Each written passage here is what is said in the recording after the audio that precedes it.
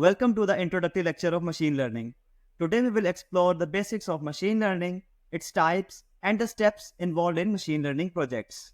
So, what is machine learning? Machine learning is a branch of artificial intelligence. The basic concept of artificial intelligence is that it's an area of computer science which emphasizes the creation of intelligent machines that work and act like humans. And ML is a branch of AI which enables system to learn and improve from experiences without being explicitly programmed. So what is explicitly programmed means? There is two different approaches of programming, the traditional and machine learning approach. In traditional approach, we input data and rules to get an output. While in the machine learning approach, we need input data and output to generate rules for providing intelligent response. This shift allows machine to learn from data and improve over time. There are three main types of machine learning: supervised learning, unsupervised learning, and reinforcement learning.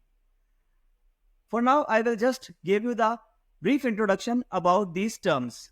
We will explore these terms in our later lectures. Supervised learning involves training a model on a labeled dataset. So what is meant by labeled dataset? It means we have correct output. We know this output. We give the features to the machine learning model and also the correct output as an input to the model to train itself and make prediction or decisions based on that training set.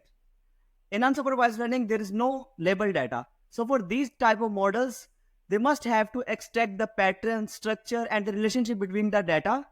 So by using these type of informations like a relationship between the data and the patterns, the model can able to predict and make the decisions. Reinforcement learning focuses on training the models to make a sequence of decisions by interacting with environment. The model learns by receiving rewards and penalties from the environment for the action it takes. The first step is to define the problem. It means you have to clearly outline what you want to solve. Once you clearly define the problem, then you have to collect and prepare the data. It means the pre-processing of data involves in this step. Then you have to select the appropriate model for your task. Then you have to train the model on the training data set, and then you have to evaluate it on unknown data set and check its performances with respect to different performance measures. And at the end, you have to deploy your model in the real world.